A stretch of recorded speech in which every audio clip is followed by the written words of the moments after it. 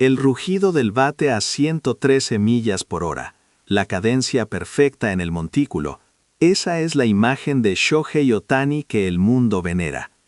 Un coloso silencioso que con un contrato de $700 millones colgando sobre sus hombros, camina por la MLB como una entidad cósmica.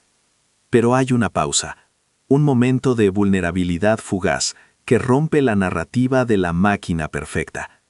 Diciembre 22. La temporada muerta de las Grandes Ligas se arrastraba con esa quietud monótona hasta que Freddie Freeman, en el estudio, dejó caer una bomba que no fue un jonrón, sino una risa. Una risa que contenía la verdad más profunda sobre el fenómeno japonés. La conversación había girado en torno al aplomo inquebrantable de Ohtani, la manera en que manejaba la presión de ser, simultáneamente, el mejor bateador y el mejor lanzador del planeta. El presentador se inclinó. ¿Hay algo, Freddy, que pueda detener a ese hombre? ¿Algo que le dé miedo? Y Freeman, en lugar de analizar estadísticas o curvas, simplemente estalló en carcajadas. Fue una reacción genuina, de alguien que ha visto algo que desmantela el mito. Sí, la hay, confirmó, limpiándose las lágrimas. Y créanme, no tiene nada que ver con un slider mal lanzado. El presentador, incrédulo, insistió. Estamos hablando del tipo que lanza a 100 millas, que parece sacado de una película de ciencia ficción. ¿Qué podría asustar al alien? Freeman asintió. Su voz bajó un poco, volviéndose cómplice. En el campo no le temes. Fuera del campo es otra historia. Y ahí es donde la narrativa se bifurca, saliendo de la arcilla del montículo hacia la complejidad de la vida personal. La escena era la famosa foto de Ohtani relajándose en Hawái. Todos vieron esas fotos, dijo Freeman. Pantalones cortos, sandalias, un bigote de postemporada, totalmente desconectado. Era la imagen del atleta que por fin respira. El anfitrión intervino. Se veía como una persona completamente diferente, ¿verdad? Freeman asintió, pero luego introdujo el detalle crucial, el punto de inflexión. Sí, pero si mirabas bien, en su cuello había algo. El estudio se quedó en un silencio expectante. Llevaba su collar. Di a juego con el suyo, otro collar. No era una simple joya. Cuando el presentador, confundido, preguntó, ¿y eso es todo? La risa de Freeman regresó, pero esta vez con un matiz profundo de entendimiento y respeto. Él me dijo, bromeando, claro, Mamiko no siempre está aquí, pero Mamiko siempre está ahí para mí. El silencio regresó, pero era un silencio pesado, significativo. Freeman concluyó la anécdota con el golpe final, la supuesta amenaza cómica. No quiero meterme en problemas con la jefa. Aquí es donde la broma de vestuario se transforma en un manifiesto de disciplina. Muchos dirían que es solo una broma de pareja, un gesto trivial. Pero el equipo de los Dodgers, liderado por el testimonio de Freeman, vio algo más. Cada vez que el nombre de Mamiko surgía en conversaciones casuales, la sonrisa de Ohtani se desvanecía, su postura se enderezaba. No era miedo en el sentido de terror, sino reverencia, una responsabilidad autoimpuesta. El gran debate del deporte moderno es cómo se gestiona una fortuna de $700 millones y la tentación que conlleva. Los detractores argumentan que con esa cantidad de dinero y fama, el foco inevitablemente se dispersa.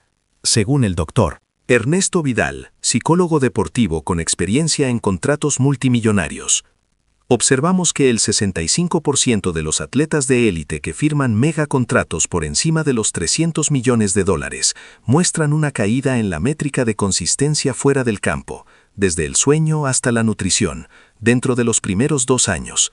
Pierden su ancla. Muchos creen que la ética de trabajo implacable de Ohtani es impuesta por su equipo o sus preparadores físicos. Pero Freeman ofrece la refutación. No hay nadie que le recuerde. No es el manager, no es un entrenador. Simplemente, él lo hace.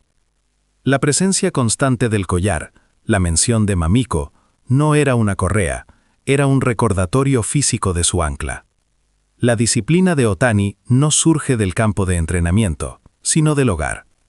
El clímax de esta historia no se da con un jonrón, sino en una confesión íntima de vestuario. Freeman reveló que la verdad se hizo evidente durante los viajes largos, lejos de la estructura de Los Ángeles. A Otani no le hacía falta que nadie le recordara sus compromisos. La auténtica maestría no reside en la potencia bruta, sino en la capacidad de autogestión. Piensen en este dato. Otani mantiene un índice de masa corporal post-temporada con una desviación de solo el 0%. 5% respecto a su peso ideal de juego, mientras que el promedio de la liga supera el 3%. No es solo dedicación, es una consistencia obsesiva. Pero el gran giro de la trama, la revelación que nos obliga a reinterpretar toda la narrativa, llegó cuando Freeman, dejando de lado la broma, compartió una reflexión más profunda. Mucha gente dice que yo soy tacaño por cómo manejo mis finanzas, pero yo no lo creo. Pero sí creo que Otani es el ser humano más honesto que he conocido en las grandes ligas. Hizo una pausa, y esa honestidad, ese rigor, se extiende a todas las facetas. La disciplina de Otani, ese control absoluto sobre un cuerpo valorado en una cifra estratosférica, no es un acto de miedo a Mamiko, es un acto de respeto a su propia palabra y a la sociedad que ha formado. El collar, la broma de la jefa, es el mecanismo que Otani utiliza para anclarse a su yo más responsable, incluso cuando no hay cámaras ni entrenadores a la vista. El terror que Freeman percibió no era a una figura autoritaria, era el miedo fundamental a fallar a su propia integridad. El verdadero valor de esos $700 millones no es solo la habilidad atlética, sino la confianza absoluta en que el hombre que los posee nunca se desviará de la senda. Freddie Freeman lo resumió. El dinero es suyo, claro, pero el compromiso es mutuo, y él lo lleva al cuello, siempre visible. El alien que sacudió la liga con su poder inigualable se detiene, no ante el pitcher rival, sino ante la simple y constante verdad de su propia promesa. Y esa, señores, es la disciplina que vale más que cualquier jonrón.